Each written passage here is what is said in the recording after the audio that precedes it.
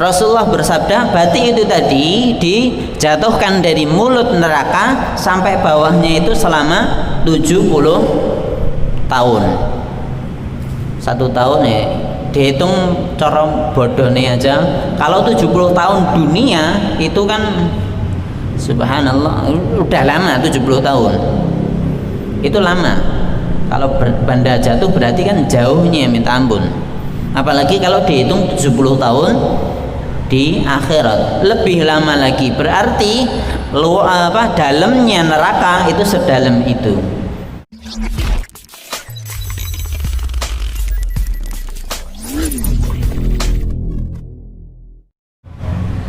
Bismillahirrahmanirrahim. Assalamualaikum warahmatullahi wabarakatuh. Innal hamdalillah nahmaduhu wa nasta'inuhu wa nastaghfiruh wa na'udzu billahi min shururi anfusina wa min sayyiati a'malina may yahdihillahu fala mudilla lahu wa may yudlil fala hadiya lahu. Asyhadu an la ilaha illallah wa asyhadu anna Muhammadan abduhu wa rasuluhu la nabiyya wa la rasula ba'dah. Qala Allah ta'ala fi kitabihil karim, a'udzu billahi minasyaitonir rajim. Ya ayyuhalladzina amanu taqullaha haqqa tuqatih wa la tamutunna illa wa antum muslimun. Allahumma arhamna bil Qur'an. Hadirin yang dirahmati oleh Allah, marilah kita lanjutkan pembacaan kitab Riyadhus Shalihin karya Imam An-Nawawi. Sekarang hadis yang ke-9. Wa anhu, dan darinya qala, dia berkata, jadi dari Abu Hurairah, kunna ma'a Rasulillah sallallahu alaihi wasallam, dulu kami bersama Nabi sallallahu alaihi wasallam, idh sami'a wajbatan, tiba-tiba terdengar suara gemuruh. Faqala, lantas beliau bersabda, hal tadruna ma hadza, apakah kalian tahu bunyi apa itu tadi? Qulna, kami menjawab, para sahabat menjawab ketika ditanya Rasulullah SAW, Allahu wa rasuluhu a'lam, Allah dan Rasulnya lebih tahu suara apa itu tadi. Qala, beliau bersabda, hadza hajarun rumiya bihi fin nari mundu sab'ina kharifan. Itu adalah suara batu yang dilempar ke dalam neraka sejak 70 tahun yang lalu. Fahuwa yahwi fin naril ana hina intaha ila qariha fasami'tum wajbataha. Batu itu sekarang baru sampai ke dasar neraka selama 70 tahun tadi. Maka kalian sekarang mendengar gemuruhnya, suaranya tadi. Rawahu Muslim, hadis ini diriwayatkan oleh Imam Muslim. Hadirin yang dirahmati oleh Allah, hadis ini jelas bahwa luasnya neraka itu sangat-sangat luas. Dengan sesuai yang digambarkan oleh Rasulullah SAW. Suatu kali ada kajian seperti ini, ada suara batu jatuh dari atas, jatuh gitu aja, suaranya keras. Rasulullah tanya pada sahabat, itu tadi suara apa? Nggak ada yang sebenarnya bisa jadi sahabat tahu itu suara apa, tahu sebenarnya, tapi karena yang tanya itu adalah Rasulullah, sering para sahabat menjawab Allahu wa rasuluhu a'lam, Allah dan Rasulnya lebih tahu. Kenapa kok seperti itu? Karena sahabat itu tahu Rasulullah tanya seperti ini, bisa jadi Rasulullah bukan karena beliau nggak tahu, tapi ingin menyampaikan sesuatu yang belum diketahui oleh para sahabat. Inilah adab seorang murid kepada gurunya.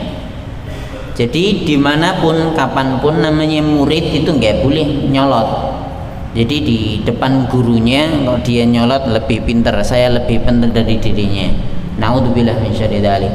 Contoh ini sudah ada sejak zamannya Rasulullah SAW. Udah dicontohkan oleh para sahabat bagaimana mereka menghadapi Rasulullah SAW. bagaimana akhlaknya di depan guru. Itu caranya udah dikasih contoh oleh para sahabat. Jadi ketika ditanya sekalipun terkadang mereka menjawab dengan jawaban-jawaban seperti ini. Allah dan Rasulnya lebih tahu. Ya, meskipun bukan berarti terus semuanya dijawab seperti itu. Kalau memang bisa jadi guru zaman sekarang itu kadang ya jadi kebun sugudel jadi ini. Dulu menjadi guru saya, bisa jadi sering terjadi. Dulu jadi guru saya, sekarang saya jadi guru dia. Sampai guru saya itu tadi jadi murid saya, setelah itu bilang ke saya, wah sekarang kebun sugudel, saya belajar ke kamu. Subhanallah, itu memang wala-wali zaman seperti itu. Selain itu namanya manusia itu beda-beda, kepintarannya berbeda-beda antara satu dan yang lainnya. Yang satu pintar suatu ilmu, yang satu ilmu yang lain. Nah, jadi kembali lagi ke sini, inilah adab seorang murid kepada gurunya. Ya. Pelajaran selanjutnya, Rasulullah menyabdakan batu itu tadi dipermisalkan seperti itu dijatuhkan dari mulut neraka. Mulut neraka dijatuhin dengan batu. Batu sekecil apapun kalau dijatuhkan itu pasti cepat. Mungkin kita udah paling tinggi berapa meter kita naik di hotel atau bangunan paling tinggi itu berapa? Kalau saya itu paling 25 lantai 25 misalnya, bangun hotel setinggi itu. Subhanallah, jauhnya minta ampun. Itu batu dijatuhkan itu aja nggak sampai 5 detik, ini enggak, cepet banget langsung jatuh. Itu batu, padahal udah tinggi itu. Tiap lantainya kan paling enggak 3 meter, 3 kali 25 itu kan berarti 75 meter. Itu dijatuhkan berapa detik? Itu paling 5 detik nggak sampai? Nggak sampai. Saya yakin nggak sampai. Apalagi dia lebih besar, lebih cepat. Itu kecil aja 5 detik nggak sampai itu. 75 meter itu nggak sampai 5 detik, nggak sampai. Tapi ini batu ini Rasulullah bersabda, batu itu tadi dijatuhkan dari mulut neraka sampai bawahnya itu selama 70 tahun. 1 tahun ya dihitung cara bodohnya aja, kalau 70 tahun dunia itu kan subhanallah udah lama. 70 tahun itu lama. Kalau benda jatuh berarti kan jauhnya minta ampun, apalagi kalau dihitung 70 tahun di akhirat lebih lama lagi. Berarti dalamnya neraka itu sedalam itu. Silahkan dihitung sendiri, nanti silahkan diperkirakan. Itulah dalamnya neraka. Selain itu kalau kita tahu dalamnya ini bukan berarti kalau semua manusia masuk ke dalam neraka terus neraka nggak cukup. Itu nggak mungkin. Sebesar apa sih manusia ini dimasukkan dalam neraka? Udah mau sebanyak apapun, semua mau kufur sekalipun kepada Allah, nggak mau beriman, nggak ada yang mau beribadah kepada Allah sekalipun, masuk ke dalam neraka itu cukup. Di ayat yang lain disebutkan halim talati wa taqulu hal mim mazid. Dalam surat Qaf disebutkan, ditanya neraka itu, kau udah penuh belum? Neraka jawabnya apa? Enek tambahane ra. Lebok ini cukup gini. Itu jawaban neraka. Saking luasnya cukup untuk manusia sebanyak mungkin. Maka jangan harap aku sesuk nek mlebu neraka, aku jek iman kok saiki. Mesti masuk surga. Engko apa cukup nek kabeh mlebu neraka? Jangan sampai seperti itu. Neraka cukup mau semuanya, dari Nabi Adam sampai akhir zaman sekalipun, sebanyak manusia apapun masuk ke dalam neraka itu akan cukup. Naudzubillah min syarri dzalik. Jadi ini diceritakan kepada kita supaya apa? Kita takut kepada Allah Subhanahu wa taala. Kita takut kepada siksaan Allah Subhanahu wa taala dengan berusaha menghindari maksiat-maksiat kepada Allah Subhanahu wa taala. Saya lanjutkan hadis yang ke-10. An Adi bin Hatim radhiyallahu anhu qala Rasulullah sallallahu alaihi wasallam, "Ma minkum min ahadin illa sayukallimuhu rabbuhu laisa bainahu wa bainaha tarjumanun." Nanti di antara kalian, setiap dari kalian itu akan berbicara dengan pemeliharanya yang tidak membutuhkan penerjemah di antara Allah dan hambanya ini. Jadi semua manusia akan berbicara secara langsung kepada Allah Subhanahu wa taala tanpa penerjemah. Kenapa disebutkan tanpa penerjemah? Karena sering kan orang kalau ke luar negeri, misalnya kiai atau ustadz misalnya, atau syekh dari Timur Tengah datang ke Indonesia, dia khutbahnya bagus misalnya, pasti ada penerjemahnya. Bahkan presiden mau ke luar negeri sekalipun sering menggunakan penerjemah. Fayanduru aymana minhu fala yara illa ma qaddama. Lantas dia melihat bagian kanannya dan dia tidak akan melihat kecuali amalan-amalan yang pernah dia lakukan.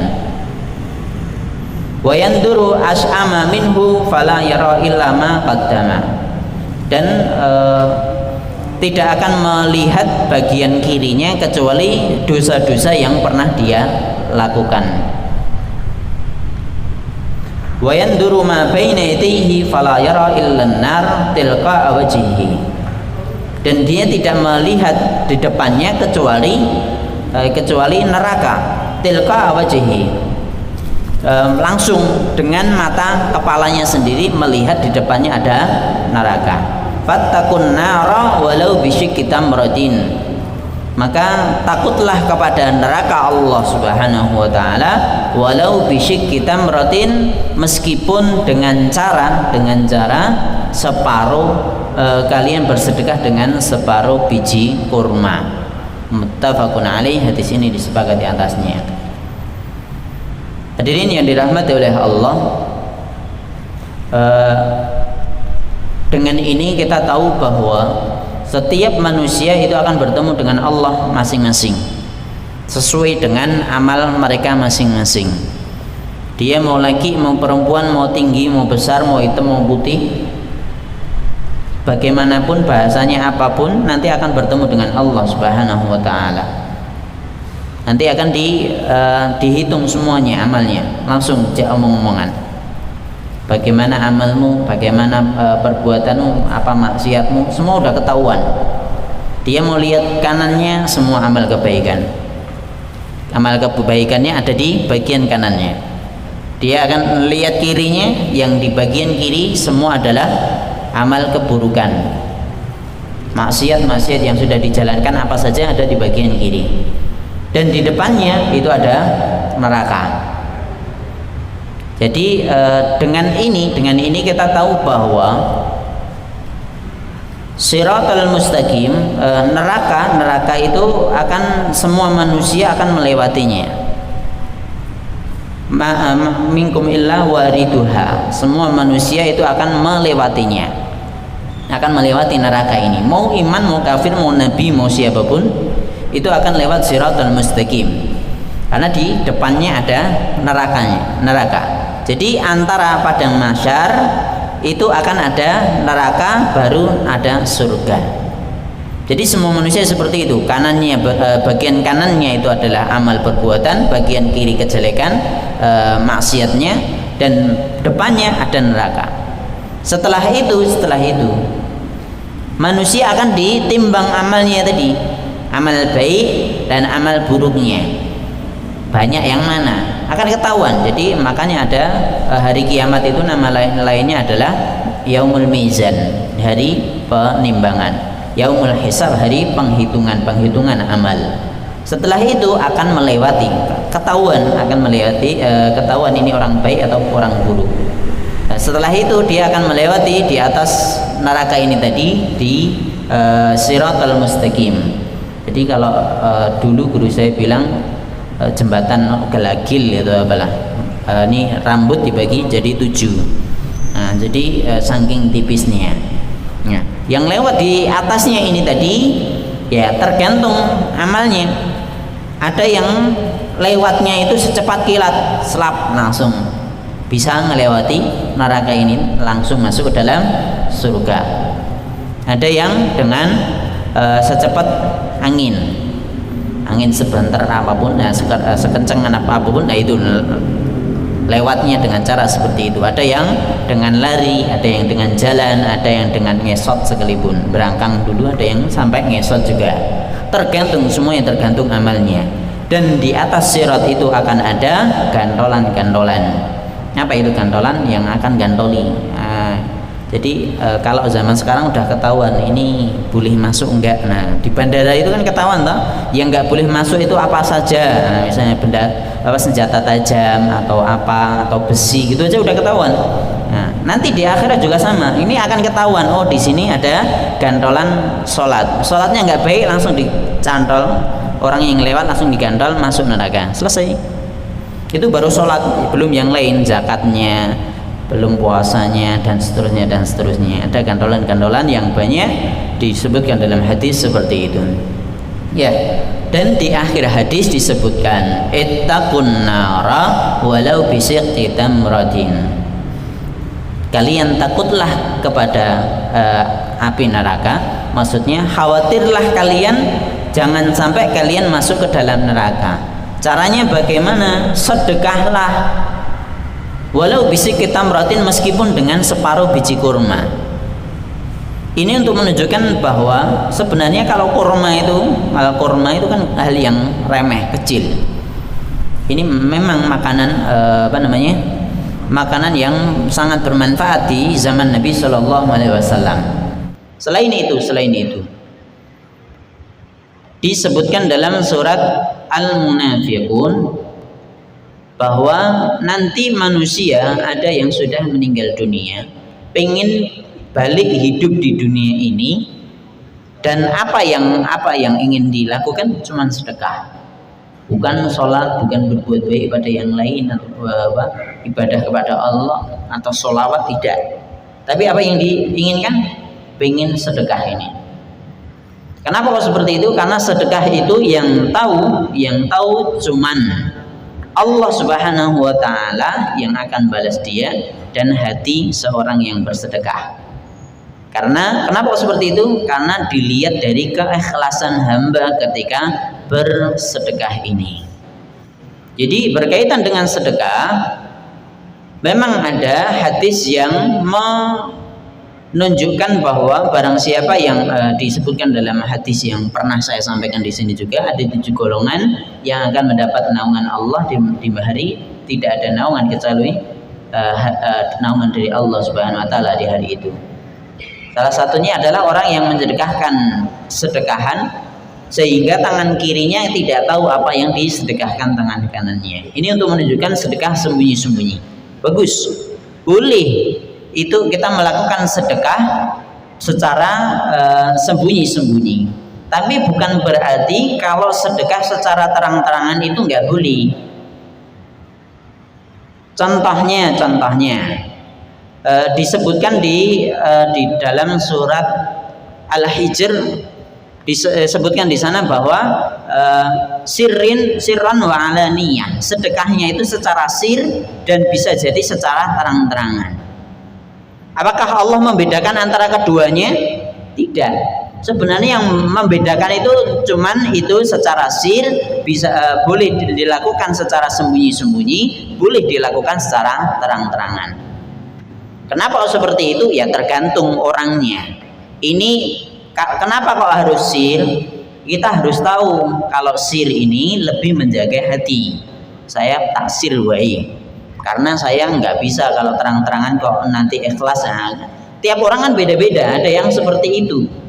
Kelemahannya itu kalau terang-terangan itu malah menyebabkan tidak ikhlas.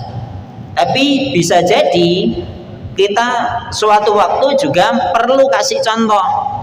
Misalnya di masa-masa banyak musibah seperti ini, terus banyak LSM atau apa itu lazis atau yang lain sebagainya yang biasa galang dana itu, masa menyuruh seseorang untuk sedekah itu masa harus sembunyi-sembunyi? Ya harus terang-terangan. Ini supaya tahu, dikasih tahu, oh di sana ada musibah, yuk sedekah yuk bareng sini, bareng saya, nanti saya sampaikan ke sana. Ini harus terang-terangan, nggak bisa saya sembunyi-sembunyi ngerti-ngerti kabeh wong-wong langsung ngerti ini sedekah ini. Kok ngerti nih? Jadi hal-hal seperti ini kita harus tahu, bisa membedakan mana yang boleh diterangkan di secara sembunyi-sembunyi, mana yang secara terang-terangan. Selain itu, manfaat-manfaat yang lain adalah ketika kita sedekah terang-terangan itu ngasih contoh orang-orang itu. Saya bisa ini loh, saya bisa sedekah sana, orang butuh bener. Yuk kita sedekah ke sana, bantu yang misalnya kemarin meninggal dunia karena sakit dan meninggal dunia, orang membutuhkan. Nah, diterangkan di sini. Apakah terus harus sembunyi-sembunyi aja? Enggak ada yang tahu. Yang sedekah siapa nanti? Padahal ini butuh bantuan. Nah, begitu pula hal-hal yang lain. Sebenarnya contoh yang seperti ini berkaitan dengan sedekah terang-terangan itu juga pernah terjadi di zaman Rasulullah SAW. Contohnya Abu Bakar, Umar. Itu yang jelas saja. Kalau Abu Bakar dan Umar itu sedekahnya subhanallah. Ketika dibutuhkan dana yang besar, beliau mengeluarkan dananya juga besar. Besarnya itu enggak dihitung dengan hartanya banyaknya berapa, tidak.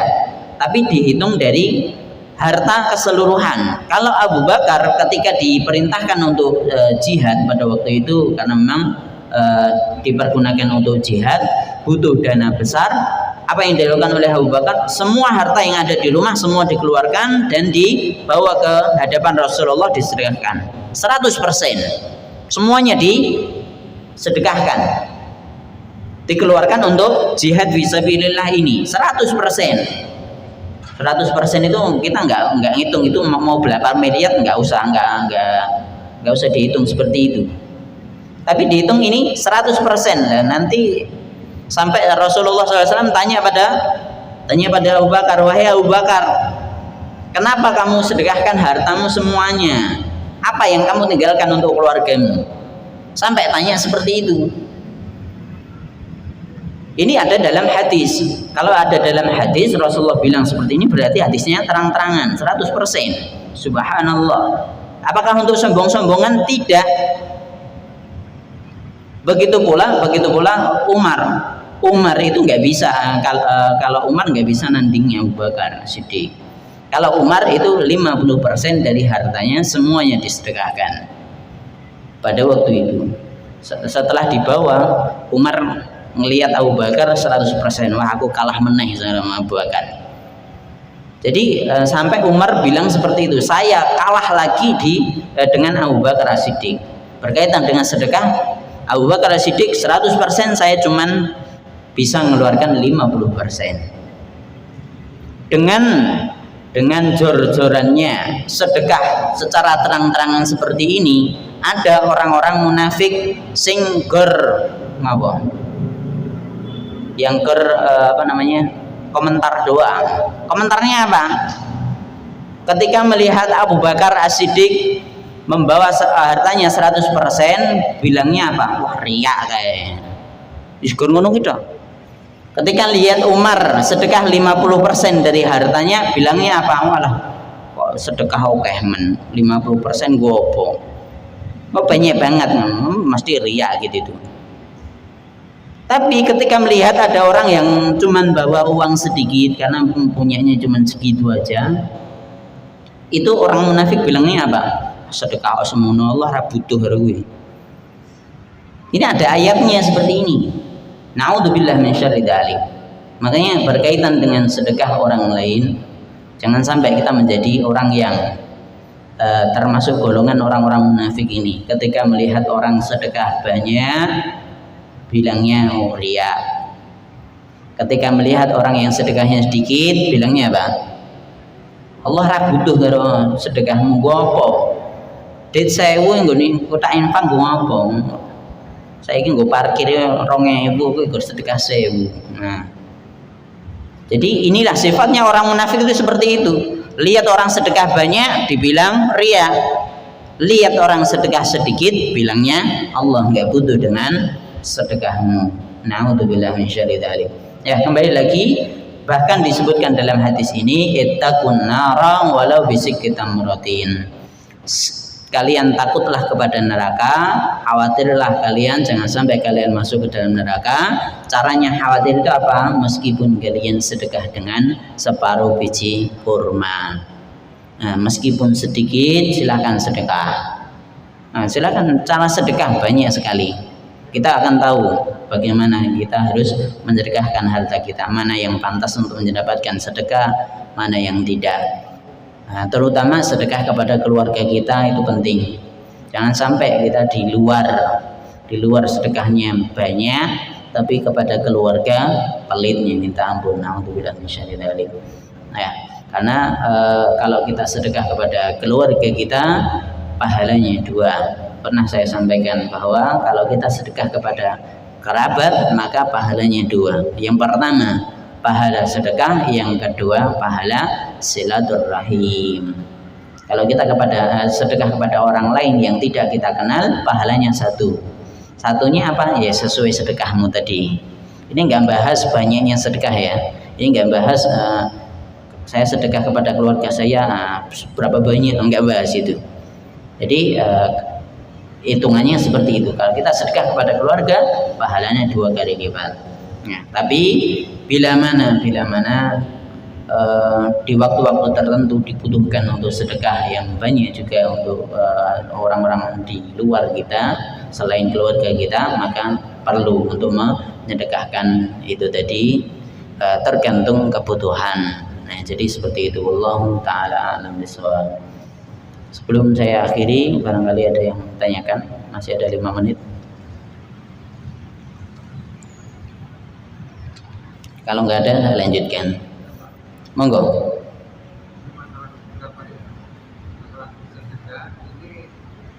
Kalau terjadi orang yang minta pertama dikasih, yang kedua ngarani Pak. Sebenarnya alasan gini, terus akhirnya ya tercium, waduh, akhirnya yang ketiga ngarani supaya alat KI. Iya. Mana itu Pak? Tapi tahu permasalahan dia itu memang kurang beres seperti itu. Jadi tidak sabri karena tidak beres. Itu dosa ya. Jadi ya tergantung kita yang lebih tahu mana harta kita itu diberikan kepada siapa. Harta kita ini pantasnya dikasih kepada siapa. Jadi kita terkadang juga harus memilih dan memilah mana orang yang pantas mendapatkan sedekah dari kita. Harta kita udah kita cari susah-susah, peras keringat banting tulang. Nah, udah seperti itu panas-panas, nek panas kepanasan, nek hujan kehujanan. Udah kita carinya seperti itu, seharusnya kita menyedekahkan, memberikan harta itu kepada orang lain itu harus pilih-pilih. Ya jangan sampai kita ngasih pada orang sing engko paling nek kayak wonge dienggo ngombe-ombe, nah misalnya. Kok tahu? Lah piye ora mungkin iki wong iki apik, ora mungkin ketahuan. Dari mana? Wonge semiran, rambutnya rangenah, tatoan, gitar. Amin. Wong kaya ngene cek enom kudune masih mampu untuk bekerja. Tapi kok kerjanya seperti ini? Ora mungkin wong kaya ngene terus salat. Nah, enggak mungkin. Jadi kita harus tahu mana yang pantas untuk dikasih, mana yang tidak. Apalagi sering terjadi juga terkadang orang kaya itu ya dimanfaatkan sama orang-orang seperti itu. Ada kampung di selatannya Solo sini nih, satu kampung hampir semuanya kerjaannya ya minta-minta seperti itu. Naudzubillah min syarri dzalik. Apalagi di hari Jumat. Apalagi di hari Jumat karena memang sering terjadi di toko-toko lah, pengamen ngemis atau apa ya, hari Jumat. Nah, karena ada tulisan seperti itu hari Jumat mesti dor tubdor, ya Allah ya Rahman. Sampai seperti itu. Kalau memang harta kita berlebih, kita mampu juga untuk ngasih orang-orang seperti ini, silakan tetap kasih orang-orang seperti ini. Diharapkan sambil didoakan supaya mereka dapat hidayah, sehingga harta kita bermanfaat untuk mereka. Jadi bermanfaat untuk mereka untuk beribadah kepada Allah Subhanahu wa taala.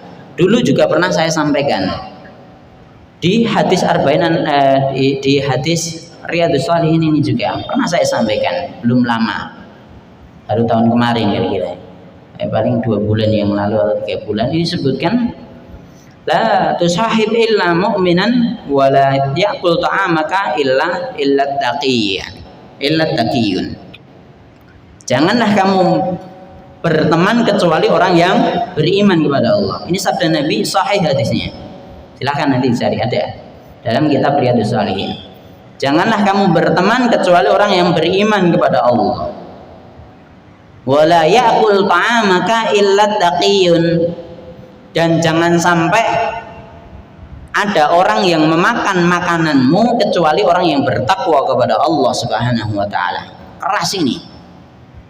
Ketika saya sampaikan hadis ini, itu ada yang protes, wah sik. Hadisnya kok atos men loh yang disampaikan. Ya Allah ya Rahman. Memang atos, Nabi ini pas atos ya atos.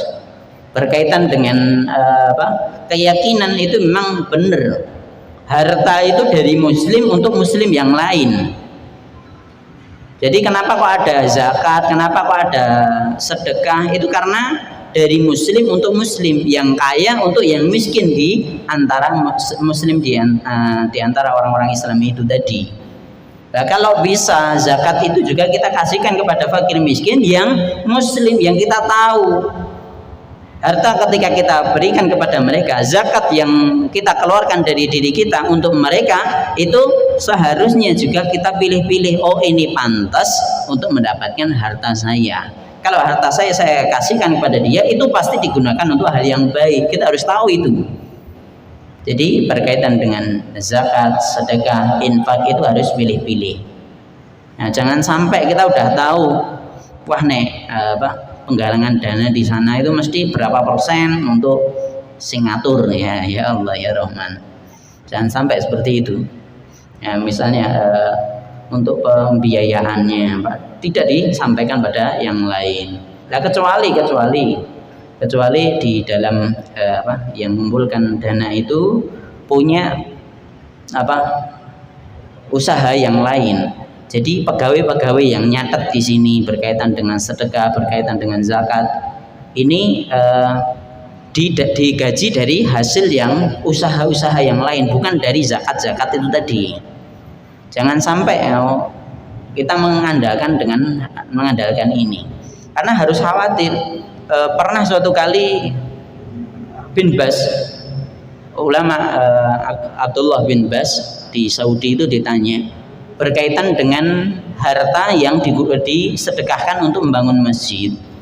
Itu ketika ditanya untuk membangun menara, itu dia rada hati-hati, nek tinggu menara itu nggak begitu manfaat. Padahal itu yang gue masjid lagi. Bikin menara itu nggak begitu penting. Yang penting itu yang untuk sholat ini, yang dapat pahala itu kan yang digunakan untuk sholat. Dan untuk menara bagaimana? Ditanya seperti itu. Subhanallah. Kalau memang ketika kita mendapatkan sedekah itu, kita udah bilang ini nanti untuk menara, nah silahkan. Jadi seperti itu. Jadi saking hati-hatinya ketika membawa hartanya umat itu sampai sedetail itu. Jangan sampai terus ini gue bangun masjid, tapi karena saya berusaha ke sana kemari nanti saya dapat berapa persen. Ya Allah ya Rahman. Itu bukan jatahmu. Kita harus hati-hati seperti itu. Membawa hartanya umat, zakat atau yang lain sebagainya bukan harta kita, jangan sampai kita bermudah-mudah. Mungkin ini yang bisa saya sampaikan, kurang lebihnya saya mohon maaf. Wa aqulu qouli hadza wa astaghfirullah li wa lakum walhamdulillahirabbil alamin. Wassalamualaikum warahmatullahi wabarakatuh.